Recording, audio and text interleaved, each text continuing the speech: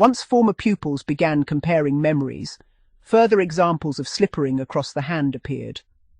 One contributor, who had collected a substantial archive of material relating to school corporal punishment, believed that quite a number of girls had received the slipper across the palm. Unfortunately, many of the surviving recollections fail to identify whether the teacher administering the punishment was male or female. That matters because one possible theory is that female teachers were more likely to use this method, particularly when dealing with girls. Yet the available recollections quickly demonstrate that slippering the hand was certainly not confined to female teachers.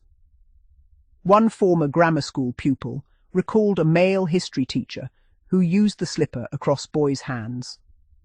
The teacher, remembered as being of Sri Lankan descent, Ceylon being the familiar British name at the time, apparently used the method during the contributor's first year at grammar school. Sadly, the teacher died suddenly during the following summer holidays. At the same school, the deputy headmaster used the cane across boys' hands. In one of those coincidences that seems almost too neat to be true, his surname was apparently Mr. Hands. Elsewhere, there is a recollection from Friends Reunited concerning a Mr. Wilson, who reportedly took pupils into a stockroom to receive what was described as the pump across the hand. The stockroom detail is interesting. Corporal punishment was by no means always administered before an audience. Indeed, as attitudes changed during the post-war decades, many schools increasingly preferred such punishments to take place privately.